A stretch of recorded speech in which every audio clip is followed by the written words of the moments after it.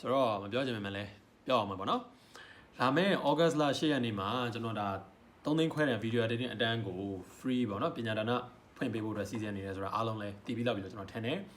အဲ့တော့တော်တော်များများလည်းစိတ်ဝင်စားပြီးတော့လာပြီးစင်းနေတွင်းကြတာပေါ့နော်အဲ့လိုလေးမြင်ရတော့လည်းဝမ်းသာတယ်ပေါ့အဲ့တော့အဲ့လိုမျိုးလာပြီးစင်းတွင်းနေတဲ့မှာကျွန်တော်မေးတဲ့မေးခွန်းလေးတွေရှိတယ်အဲ့တော့ကြောင်ချောင်းချားမေးခွန်းလေးလည်းပါတယ်ပြီးတော့တကယ်မေးတဲ့မေးထိုက်တဲ့မေးဖို့လိုအပ်တဲ့မေးခွန်းလေးလည်းပါတယ်ပေါ့နော်ဆိုတော့ဒီဗီဒီယိုထဲမှာအဲ့ဒီမေးခွန်းတွေအားလုံးကိုကျွန်တော်ဖြည့်ပြီးတော့မှာဖြစ်ပါတယ်ပထမဆုံးပြောချင်တာကစိတ်ချရပါမလားယုံရပါမလားဆိုတဲ့လူတွေပေါ့နော်ဆိုတော့ကိုကတခုခုမလုပ်ခင်မှာဒါကြီးကစိတ်ချရပါမလားသိရမလားငါ့ကိုလိန်နာဖြစ်နေမလားစကန်ဖြစ်နေမလားဆိုပြီးကိုကတန်တရားဝင်နေတယ်ဆိုရင်အဲ့ဒီလူပေးတဲ့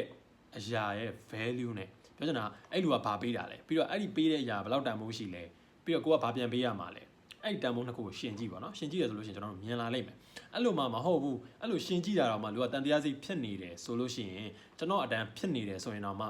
တော့မဟုတ်ဆုံးဖြတ်ချက်တစ်ခုခုဖြစ်နေတယ်ဒါအလုပ်တစ်ခုခုလုပ်ဖို့ရှိနေတယ်ဆိုရင်တော့မှတန်တရားဖြစ်နေရင်လုံးဝမစသင့်ဘူးကုန်ပြောတာကျွန်တော်အတန်းဖြစ်နေတယ်ဆိုရင်တော့မှတန်တရားစိတ်ဖြစ်နေတယ်ဆိုရင်လုံးဝမတန်နဲ့ဘာမှမဖြစ်ဘူးဘာဖြစ်လို့လဲဆိုတော့ကျွန်တော်တို့ကဘယ်ရာပဲလှုပ်လို့ဘယ်အတန်းပဲတက်ဘယ်ဆုံးဖြတ်ချက်ပဲချလိုက်တန်တရားစိတ်ကြီးနဲ့လှုပ်လိုက်ရင်အဲ့ဒီအလုပ်စလှုပ်တဲ့အချိန်ကနေဆုံးသွားတဲ့အထိကိုအဲ့တန်တရားစိတ်ကြီးနဲ့ပဲလှုပ်နေရမှာလေးလေးပြမင်းအဆင်ပြေမှာမဟုတ်အဲ့တော့တင်တဲ့ဆိုလို့ရှိရင်လည်းတင်ပေးနေရတဲ့လူလည်းဒါသိကျင်လည်းသိမယ်သိကျင်မှလည်းသိမယ်ပေါ့နော်ဒါပေမဲ့တင်နေရတဲ့ကိုသို့မဟုတ်ဒီတင်တဲ့ကို join နေရတဲ့ကိုတန်တရားစိတ်ဖြစ်နေတဲ့ကိုကအဆင်ပြေမှာမဟုတ်ဘူးဒီအလုပ်ကိုလုပ်နေရတဲ့ကိုကအဆင်ပြေမှာမဟုတ်ဘူးဒါကြောင့်မလို့ဘလောက်ပဲယုံကြည်ရပါစေဘလောက်ပဲယုံကြည်ရတဲ့လူဖြစ်နေပါစေတေချာတဲ့ဟာဖြစ်နေပါစေကိုကတန်တရားလေးနည်းနည်းလေးရှိနေတယ်ဆိုရင်တော့မှမလုပ်သင့်ဘူးပေါ့နော်ဆိုတော့ကုန်ပြောတာပါတန်တရားစိတ်ဖြစ်နေတယ်ဆိုရင်ကျွန်တော်အတန်းဖြစ်နေတော့မှမ join လို့ရတယ်ဘာမှမဖြစ်ဘူးဆိုတော့ဒါလေးကပထမတစ်ခုပေါ့ဒါပေမဲ့ကိုယ့်ကိုရှင်းကြည့်ရင်တော့သိမှာပါဒါကျွန်တော်ဆိုရင်3သိန်းခွဲနဲ့အတန်းကိုကျွန်တော် free ပေးထားတယ်ဒါပေမဲ့တအားကြီးပေါ့ပြက်ကြီးဖြစ်နေတယ်ရှေ့တစ်ခေါက်ကလည်းအဲ့လိုမျိုးလေးတွေဖြစ်ခဲ့တဲ့အတွက်ကျွန်တော် registration fee 1000ကျပ်သတ်မှတ်လိုက်တယ်စီကန်းလေးတွေထည့်ထားတယ်ဆိုတော့အဲ့စီကန်းကိုလိုက်နိုင်တဲ့သူတွေဒီ registration ကိုသွင်းနိုင်တဲ့သူတွေတကယ်လေ့လာကြတဲ့သူတွေတက်လို့ရတယ် join လို့ရတယ်မယုံရနေဘူးတန်တရားစိတ်ဖြစ်နေတယ်ဆိုရင်မ join နဲ့ဒါပဲဒါကိုယ့်အတွက်လည်း safe ဖြစ်တယ်ဟုတ်လားမလား risk လည်းယူကြမလို့တန်တရားစိတ်ကြီးနဲ့လည်းနေကြမလို့တော့ဒါပထမတစ်ခုပေါ့နော်ဒုတိယတစ်ခုကဘာလဲဆိုတော့မေကွန်အစ်စ်လေးတွေကျွန်တော်မေးစေချင်တယ်မေကွန်အစ်စ်ဆိုတာဥပမာဒါလုံးဝတိဖို့လိုအပ်လို့တိတဲ့နဲ့မေကွန်မျိုးပေါ့နော်တကယ်အဖြေရှိဖို့အဖြေလေးကိုတကယ်သိကြလို့အဲ့အဖြေကတိဖို့လိုအပ်လို့မေးတယ်ဆိုတာမျိုးဖြစ်စေချင်တယ်ဘာကြောင့်လဲဆိုတော့အခုကျွန်တော်ဆိုလို့ရှိရင်ဒီအတန်းကိုတင်မယ်ဆိုပြီးကျွန်တော်တင်လိုက်ပြီးတင်ပြီးသွားတဲ့နောက်မှာစိတ်ဝင်စားတဲ့သူတွေတကယ်လုပ်ချင်တဲ့သူတွေဆိုရင်ကျွန်တော် page ပဲဖြစ်ဖြစ်ဒါ TikTok ပဲဖြစ်ဖြစ်ဝင်ကြည့်လိုက်တယ်ဒီ YouTube ပဲဖြစ်ဖြစ်ပေါ့နော်ဝင်ကြည့်လိုက်ပြီးတော့ဒီလူကဘာတင်မှာလဲ video editing တင်မှာဘာနဲ့တင်မှာလဲအချိန်ဘယ်လောက်ကြာမှာလဲဘယ်တော့တင်မှာလဲဒါအလကားလို့သူပြောထားတယ်ဒါပေမဲ့တကယ်ရောတရားရကန်တော့အလကားဖြစ်ပါမလားဟဲ့လား registration fees တွေသို့မဟုတ် hidden fees တွေရှိသေးလားအဲ့ဒီ information တွေကိုတကယ်တင်ချင်တဲ့လူတကယ်လေ့လာချင်တဲ့သူဆိုလို့ရှိရင် curious ဖြစ်တယ်တကယ်စိတ်ဝင်စားတယ်သိချင်တယ်အဲ့တော့ဝင်ကြည့်ဖြစ်မှာပဲဝင်ပြီးတော့ရှာဖြစ်မှာပဲအဲ့လိုမဟုတ်ဘူးအခုကတွေးဟိုတော်တော်များများပညာဒါနဆိုတာနဲ့ရောက်လာပြီးတော့အတန်းကျောင်းနဲ့မေးတယ်ဒါကျွန်တော်ကပြောပြမယ်တောင်းမရှိတာဖြစ်တဲ့အတွက်မညိုမညင်ကျွန်တော်ပြောပြမှာပဲဒါပေမဲ့နောက်ဆုံးမှာဘာကောက်မေးလိုက်လဲဆိုတော့အကောလုံးမေးပြီးသွားတော့မှဘာနဲ့တင်မှာလဲလို့ပြီးတော့အချိန်ဘယ်လောက်ကြာမှာလဲလို့ဘယ်တော့တင်မှာလဲလို့ဘယ်ရက်တွေတင်မှာလဲလို့ကျွန်တော်ပြောတာကျွန်တော်က editing စလုပ်ကြတဲ့ကတ်တစ်မျိုးနဲ့တုံးပြီးလုပ်တာအဲ့တော့အဲ့ဒါကိုမသိတဲ့သူဆိုလို့ရှိရင်ကျွန်တော်ဗီဒီယိုသို့မဟုတ် post ကိုမြင်တာနဲ့ကျွန်တော်ရဲ့ account နဲ့ဝင်ကြည့်လိုက်တခါတန်းသိရမှာဟုတ်လားဗီဒီယိုသို့မဟုတ်တခုခုဗျာဘယ်ဟာကိုပဲဖြစ်ဖြစ်တစ်ခုထပ်ပို့ပြီးတော့တပုတ်ထပ်ပို့ပြီးကြည့်လိုက်မယ်ဆိုလို့ရှိရင်ဒီလူကဒါနဲ့တင်တာဒီလူကဒါသုံးတာဒီလူကဒီလိုပုံစံမျိုးရှိတယ်ကျွန်တော်တို့အနေချင်းတော့သိနိုင်တယ်တကယ်တမ်းသိကြံလို့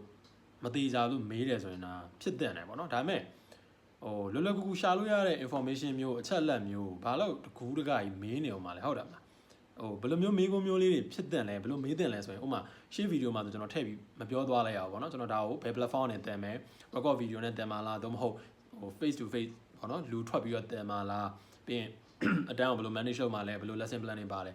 ဲဒါတွေကတကယ်ကိုမေးတဲ့မေးခွန်းတွေတကယ်ကိုတည်ထိုက်တဲ့အရာတွေဆိုတော့အဲ့ဒါမျိုးမေးတယ်ဆိုလို့ရှိရင်ဖြေရတဲ့လူကလည်းဖြေရကျွန်းတတ်တယ်ပြီးတော့တကယ်လဲဒါအကျိုးရှိတဲ့အ